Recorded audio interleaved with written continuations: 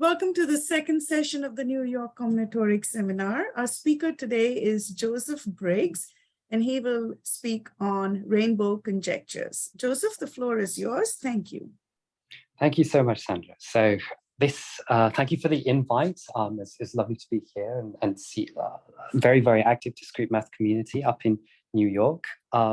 This is going to be a very, very relaxed and lighthearted talk. Mostly questions, very little results, because there are lots and lots of things that I would really, really like to know the answer to and haven't yet been able to prove yet. So I'm very, very interested in anyone who would like to weigh in on any of these problems. In particular, it's in my interest to try to convey ideas as much as possible. So if anything is not clear, then please shout and stop and anything so that I can explain anything better. So this is mostly based on joint work with Ron Aharoni, who's at the Technion Institute in Haifa, with whom I was a postdoc for 3 years before I came here to Auburn University last year. And this is mostly based off my favorite theorem in the whole world. This is a theorem due to Drisko. It was proven about 30 years ago now. And it says roughly the following. If I take a bipartite graph, and in that bipartite graph, I have 2n minus 1 matchings of size n. So in this graph on the left, I have drawn these 5 matchings of size 3, and each matching is sort of thought to have a different color. Then there should be a rainbow matching of size 3, namely a matching of size 3 in which all the 3 edges have a different color. So in this instance, I have a matching of size 3, for example, given by this orange dotted edge, this red dotted edge, and this blue dotted edge, and they all have different colors and they form a matching. So that is what I mean by a rainbow matching. I should say that Drisko's original theorem was a bit more specialized than this, and it sort of concerned transversals in 2n minus 1 by n Latin rectangles. But because it sort of lifted to this more general graph theoretic setting very nicely, I'm still going to refer it to Drisko's theorem, although this particular formulation was due to Ron Aharoni and Eli Berger. And this, first of all, it's a very, very nice, clean statement. It's clean and it's tight. It's tight because 2n minus 2 matchings does not suffice. And the example showing that 2n minus 2 matchings don't suffice is given by a cycle of length 2n on the right-hand side here, where I take all of the even edges and repeat them n minus 1 times. So in this instance, n is equal to 3, and I guess I'm showing that 4 matchings of size 3 don't suffice. And to get that, I start with a cycle of length 2n that consists of an even matching of size n and an odd matching of size n. I repeat the even matching n minus 1 times. I repeat the odd matching n minus 1 times. That's going to give me 2n minus 2 matchings of size n in total. But inside this cycle of length 2n, there are only 2 matchings of size n, namely the even edges or the odd edges. So if I'm looking for a matching of size n, it has to be all just even edges or just odd edges. And because I've only taken n minus 1 copies of each, I can't find a way to assign the colors to either of those 2 matchings in such a way that the result is rainbow. So this does not have a rainbow matching of size n, and it shows that the 2n minus 1 is tight because you can't deduce this from 2n minus 2. And even more nicely, this is known to be unique. So in fact, if you take 2n minus 2 matchings of size n in a bipartite graph that do not look like this cycle of length 2n, where each has been repeated n minus 1 times, then you can still guarantee a rainbow matching of size n. So while this example shows that 2n minus 2 does not suffice, any other way to put down 2n minus 2 matchings of size n will get you a rainbow matching of size n. And I love this theorem for so many reasons. So it was originally proven using the colorful Carathéodory theorem from convex geometry.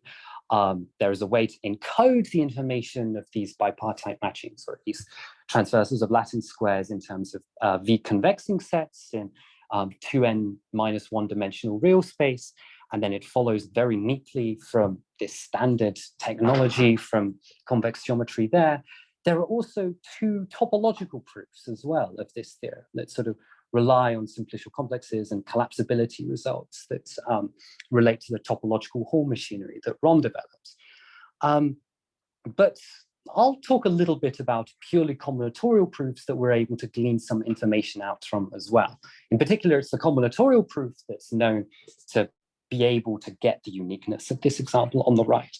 I'll just give you a flavor of how weird this thing is. Almost any way that you push this theorem in a different direction seems to give something that's both interesting and also weirdly difficult. So, for example, you might ask what happens if we relax the condition that we're in a bipartite graph to begin with and allow these matchings of size n to sort of collectively create a bunch of odd cycles in the underlying graph. And there's a conjecture due to Barat and Gyarfash and Sarkozy that although 2n minus 1 matchings don't suffice, we only need one more. So if we ask for 2n matchings, then that should be enough to guarantee a rainbow matching of size n. And the example that we think should be tight there is by taking some cycle which is a multiple of 4, taking each matching n minus 1 times, just as in this example, but then also add a 2n minus first matching of size n by just connecting together pairs of vertices, each of which are at an even distance around the cycle. That way, if I were to ask about a matching containing, say, one of these purple edges, well, when I remove this purple edge from the graph, I separate the remaining graph into 2 separate components, each of which is going to have an odd number of vertices. So for a disjoint graph with an odd number of vertices, that's not going to contain a perfect matching. So, okay, I guess we're not just deleting those 2 vertices, we will also be deleting the other purple edges, but it's going to then give us 2 odd components, so that's not going to have a perfect matching. So none of the purple edges are going to extend to a rainbow perfect matching in this graph. And so we can safely throw away all of the purple edges, and the result does not have a rainbow perfect matching by the argument that we've already seen on the right here. So this shows that this example does not contain a rainbow matching on n vertices, and we conjecture that this is tight. Moreover, actually, this example only works when n is even. So you notice in the example that I've actually drawn on the slide on the right here, it's not possible to add a collection of 3 purple edges in such a way that all of the distances are an even number apart. I could try one edge here and another edge here, but then this is not at an even distance. This is distance 1. And a simple arithmetic argument will show that it's not possible to do this in general for cycles of length 2 modulo 4. So possibly it's also the case that 2n minus 1 suffice if n is odd. And that would be very interesting too. The best explicit bounds we have 3n minus 3. There are some probabilistic arguments that show asymptotic versions of these for sufficiently large n. But these are somehow all rather unsatisfying because we have such explicit conjectures about what these things should be. And indeed, it should be true that if you were to take, say, n plus little o of n matchings of size n uniformly at random on some graph on n plus little o of n vertices, then with high probability, you should find a rainbow matching of size n as well. So somehow the probabilistic approaches should give you something much, much, much stronger than this. So let's move on to what the actual structure of the proof looks like, because it'll help inspire some of the directions that we might want to go next. So the approach is greedy. The approach is very greedy. I'm going to start with a rainbow matching of a certain size and try to use it to build a rainbow matching of a larger size. So if I start with a rainbow matching of some size less than n minus 1, I'm going to call it k for the time being. I will look at all of the other colors not currently used among that rainbow matching and try to use those to build a larger one. So in this instance, I've taken an orange edge and a green edge down here, and I'm looking the 3 unused colors from that current rainbow matching to try to build a larger one.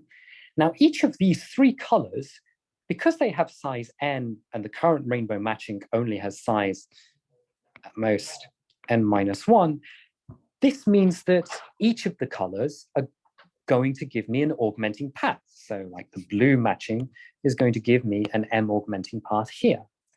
Okay, some of the matchings might have duplicate edges, like the cyan one here actually had a cyan edge somewhere over on the left here, on the right here, but they're certainly going to each contain an augmenting path.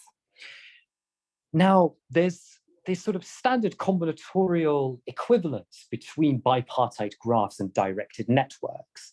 And I can elucidate a particular instance of that here, where I contract the currently chosen matching, here the orange edge on the left and the green edge on the right, to just the orange vertex on the left and the green vertex on the right here.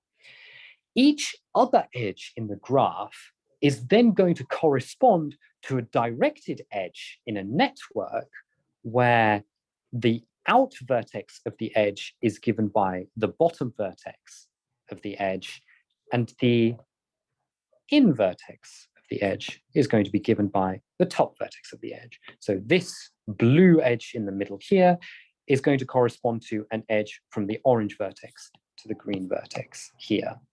And similarly, we will collect together all of the unmatched vertices in the bottom and collectively make them into a source node S, and collect together all of the unmatched vertices in the top and collectively call them a target vertex T. And this way, each augmenting, alternating path in my bipartite graph is going to contain an ST path in this network that we've made. In particular, each of the 3 different unused colors in my current rainbow matching is going to correspond exactly to a path from S to T in that color in my network. And this process is reversible. Any ST path in my network is going to correspond to an augmenting, alternating path in my bipartite graph. So if I'm able to find a rainbow path from S to T, namely some collection of arcs that are from S to T in the directed sense in the network, then that's going to give me an augmenting, alternating path in the left bipartite graph, which is rainbow in the sense of all of the non-M edges are going to have different colors. But actually, it's going to be rainbow in the even stronger sense that all of the edges, including the matching edges, are going to be rainbow, since I was only looking at all of the colors of the edges which were unused in the current matching to begin with. So here, I take a path from S to T, which is rainbow. It uses just 2 edges, one of which is red and the other is blue, so it's certainly rainbow. And that's going to give me back this path on the right, which goes on the red edge from an out vertex S to the green vertex on the right, follows along, and then finishes up at the T vertex in the top right. So that is my rainbow augmenting alternating path. So I throw out the green edge, I add back in the red edge and the blue edge, and lo and behold, I've got my rainbow matching of size 3. So the problem of building these rainbow matchings of size n, reduce to trying to find rainbow paths from S to T in these directed networks. And because in the most difficult case, I have n-1 edges in my current matching and n unused colors, 2n-1 is 2n-1 consists of n-1 plus another n colors, I am asking for when k is equal to n-1 at least, whether in a ST network with k interior vertices and k plus 1 ST paths in different colors, whether I can find a rainbow path from S to T. And indeed, I can do that. So this is a lemma that is very nice to prove. You could throw it in a first level graph theory course. The proof is you just take a maximal rainbow rooted arborescence from S. And because each of the colors is an ST path, if your maximal rooted arborescence, which is rainbow, doesn't reach all the way to T, well, then it has at most k out vertices. And because there are k plus 1 colors, that must mean that there's one edge that leaps. So then it wasn't rainbow. So a maximal rainbow rooted arborescence at S contains the vertex T. And in particular, it must contain a rainbow ST path. So that was a maximality argument. You can unravel that and phrase it in terms of an induction. That will then give you the equality case of this lemma, which tells you when it's possible for k ST paths to not have a rainbow ST paths. And the instances of this are when the collection of ST paths are regimented. What do I mean by that? I mean that I can group together the paths in such a way that they partition the k vertices into groups of size S1. Okay, S is not a good variable name. Let's say R1, R2, and there will be precisely Ri minus 1 paths which go through each of these vertices in turn. So if you look at these 3 paths on this ST network with exactly 3 interior vertices, there is no rainbow ST path because you have to either go on the left or on the right, and on the left there are only 2 different colors, and on the right there are only 2 different colors as well. So let me actually give these things different colors, and there is no way to get from S to T in a rainbow fashion. And undoing this induction will actually give you the uniqueness of all of these examples of k ST paths with no rainbow ST. Okay, so one thing that we asked about was whether it's possible to lift these to weighted settings, because another proof of the previous result actually lifts to a sort of oriented matroid setting. And there, everything is assigned positive or negative real values. And that suggests that there's even more structure going on to these ST networks than we'd previously realized.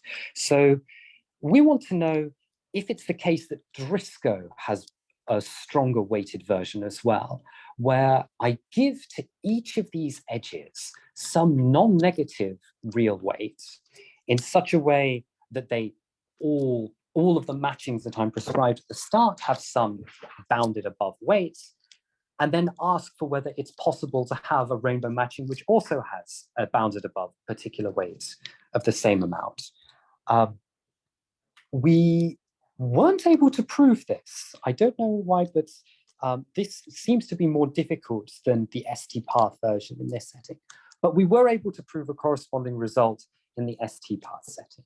So if I give in my ST network a bunch of k plus 1 different ST paths, each of whose edges are given some non-negative real weights, and each path in total has at most a given weight, then I can find again a rainbow ST path, but with the additional condition that it is small in weight as well. So in particular, if I fix all of the weights to have the same number, say 1, then this will tell you that if all of my paths from S to T have length at most a certain number, like 5, then I can find a length at most 5 path from S to T as well. And somehow the fact that the inequality is this way around and not the other way around seems to be important. So if I asked for weight at least X in each instance, that appears not to be true. So in particular, I have an example of a network on the left here given by 3. Again, 3 is equal to 2 plus 1. There are only 2 interior vertices. I have 3 different colored ST paths on the left, and each one has edge weights. So each one should have total weight 6. But all of the rainbow ST paths will have weight at most 5. So there's one on the right of weight 5, and there's 2 rainbow ST paths on the left, one of which uses a blue edge and the other which uses the cyan edge, and they're of weights 3 and 4 respectively. So even though each ST paths have weight 6, the rainbow ST paths all have weight less than or equal to 5.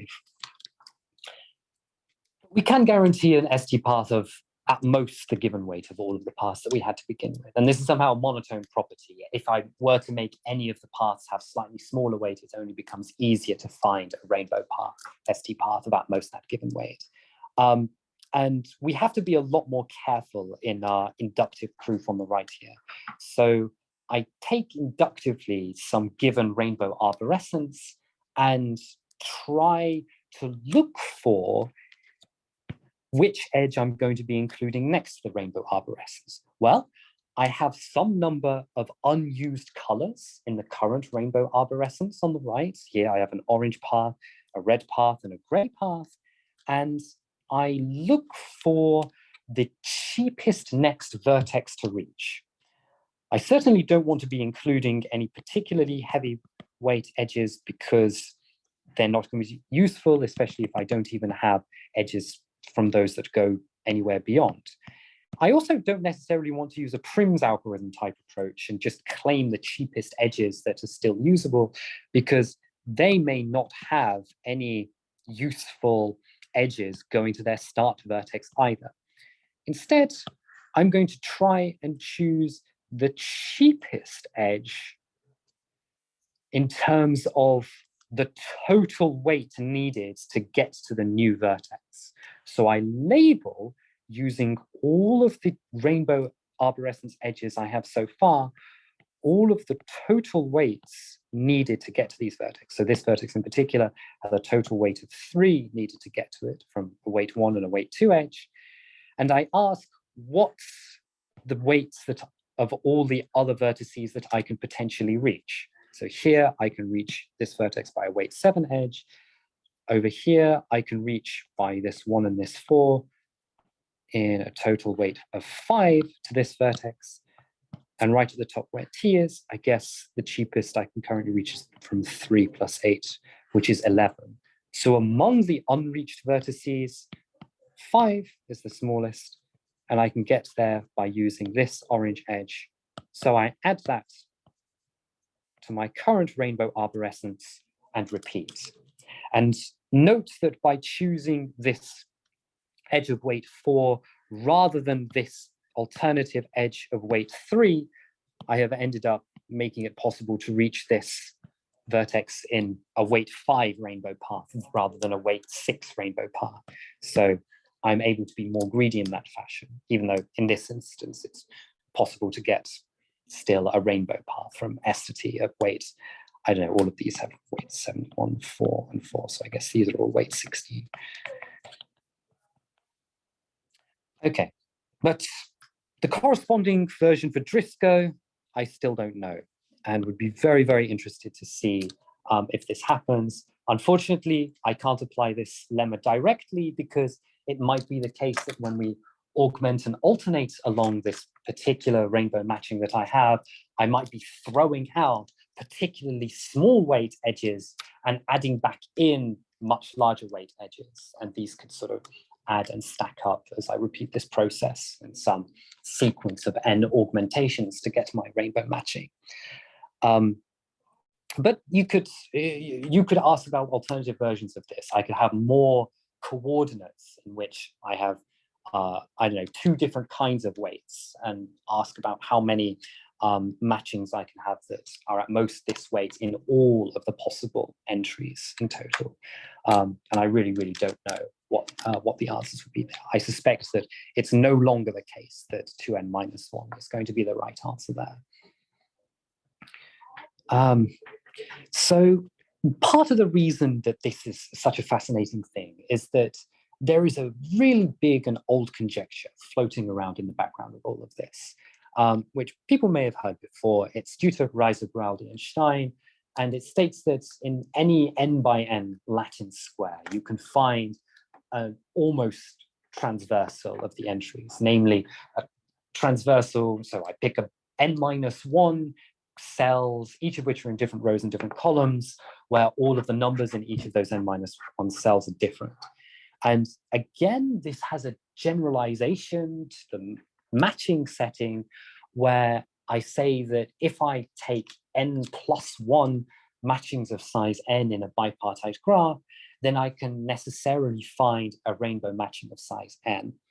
And it's somehow weird that if I ask for a rainbow matching of size n, then 2n minus 1 matchings of size n suffice, but you should only need n matchings of size n plus 1.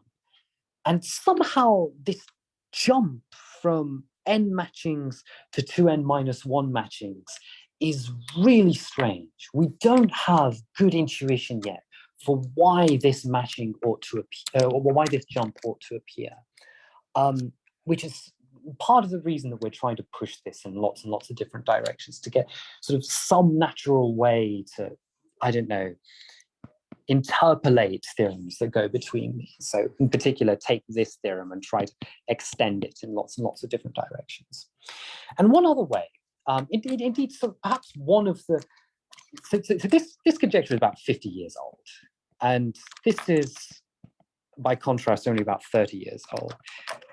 And part of the insight, perhaps, with this theorem was, well, if you start off with matchings of size n plus 1 and ask for a rainbow matching of size n, why not also ask for the initial matchings of size n and then obtain this tight result that you need 2n minus 1 of them? Well, having bothered to change the size of your initial matchings, why not allow them to be of different sizes to begin with? So this leads to the more general definition of a sort of n coercing sequence, where I say a sequence of numbers a1 down to am, arrows n or coerces n, if I can have a theorem of the following sort.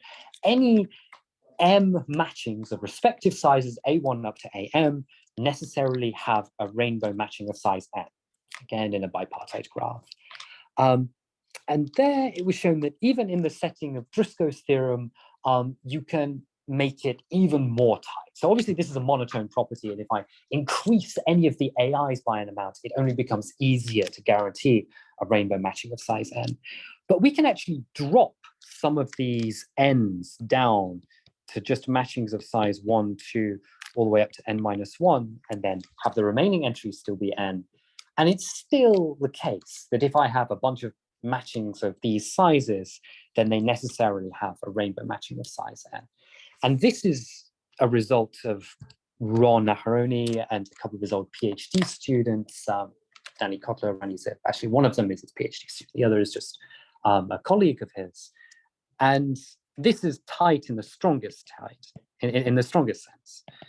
So if you reduce any these down to one lower, then you can't necessarily guarantee a rainbow matching of size n. So there exist examples here that show that dropping this 2 to a 1 or this n down to an n minus 1 is not possible. So a natural question is to ask what other sequences of numbers will also guarantee a rainbow matching of size n. And in particular, if we can get anything that's sort of smaller than these in some sense. But obviously, they're going to have to be incomparable because we know this one is tied directly, but we can ask about other sequences. So here's another example that one can get just greedily. If I just take the first n odd numbers, then I can always guarantee a rainbow matching of size n, just because the orange edge I can take greedily, there's some blue edge that's disjoint from it, then there's at least one green edge, which is going to be disjoint from the two edges that we've taken so far, and there's still going to be one red edge that's disjoint from everything so far. So this, whereas Drisko, we had to be a little bit careful and possibly augment along paths, this was a genuine greedy algorithm. And one thing that we found when doing this, which was a little surprising, is that whereas in all of the examples that happened up to this point, tightness can be realized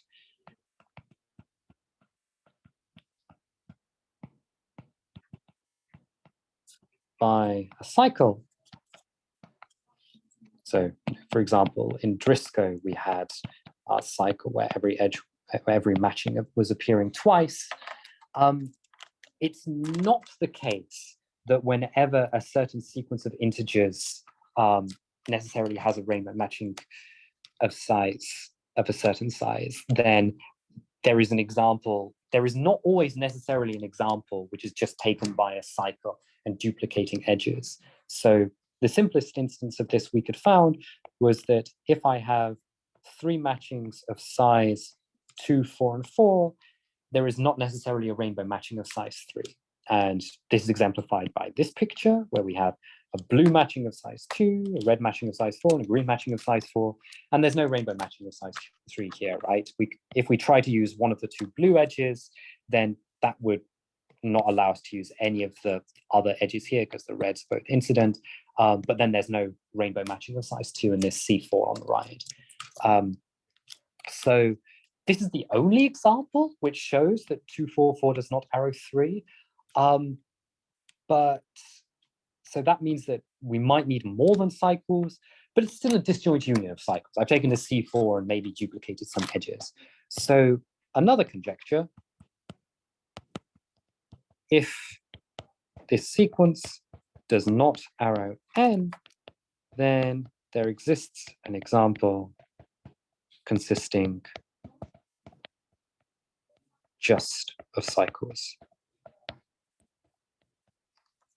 And this would be really, really cool if true, because it would reduce difficult conjectures like this one down to sort of a max degree 2 case, which would feel a lot more amenable. To my knowledge, even that special case is not well known yet. And there's recently been some progress by a couple of groups in China on this particular special case of the problem, but I think even then it's still not known. So based on this conjecture, I would be really, really interested to know the special case of this conjecture when everything is a disjoint union of cycles. Okay, so there was one other thing that came up in a completely unrelated paper that was to do with a fair division. And this involved scrambled settings. So there's a big conjecture in matroid theory called Rota's basis conjecture, which tells you if you have n bases of matroids of rank n, then there's always, you can always partition them into n disjoint rainbow bases. And the best known result, actually proven quite recently, is that you can have at least half n rainbow disjoint bases. But Ron conjectured a more general version of this conjecture, which states that you could start with n rainbow bases and scramble them. Namely, you take the colors of those n rainbow bases and reassign them in whatever way that you fancy, just so that each resulting color still consists of some n matroid elements, but just so that they sort of multi-set union still happens to be n disjoint bases. And still it's conjectured that it's possible to decompose the result into n rainbow disjoint bases, but rainbow in this sort of more strong setting that I was able to scramble the colors to begin with. And you can ask corresponding scrambled questions for any other instance of a rainbow problem. How much does scrambling the colors affect your ability to find whatever rainbow combinatorial structure you are asking for to begin with? And it was conjectured for a long time that the scrambled version of Drisko's theorem would hold, namely that if I took 2n minus 1 matchings of size n in a bipartite graph, switch the colors around so that now each color still has n edges, but they don't necessarily each form a matching of size n, then there should still be a rainbow matching of size n. And this turned out to be false for about n equals 5 or 6 and beyond. And it turned out that actually it's possible to have n choose 2 scrambled matchings of size n still without a rainbow matching of size n. In particular with this instance of a bipartite graph below. So what I've taken here is, I guess, no, the example showing that this is tight is on the right. So I have here 6 matchings of size 3 scrambled. So now the pink edges do not form not size 3, they're size 4. I can't even count, that's a good start. Scrambled, so the colors don't necessarily look like matchings, but they still all have 4 edges each. And this has no rainbow 4 matching. So here, all the brown edges are between these 2 vertices, all the red edges between these 2 vertices, and so on. If I were to find a rainbow matching of size 4, I would have to involve this vertex. Without loss of generality, it used a pink edge, but then that forbids all of these brown edges, and the only way that I could match this is to use another pink edge.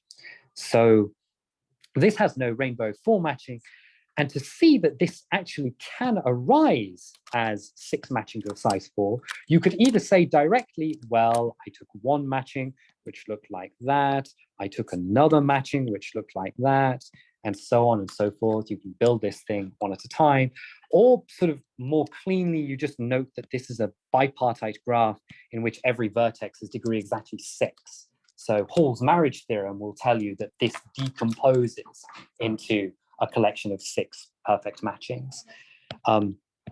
And this is actually tight. So 7 matchings of size 4 do have a rainbow matching. Again, here we should see that every vertex is going to have degree 7. So they should decompose into 7 matchings. But I've scrambled the colors, and yet still there is a rainbow matching of size 4 given by these 4 edges over here. And our conjecture is that this example should be tight. So if I take more than n choose 2 matchings and scramble them, I should be able to have a rainbow matching of size n. And if true, this would have, and I care more about this conjecture perhaps because this would have applications to problems in fair division.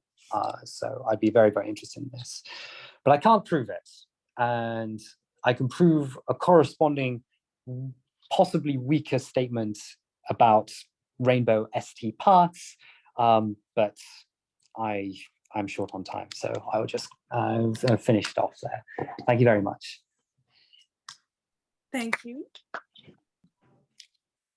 I'll stop the recording and we'll take questions.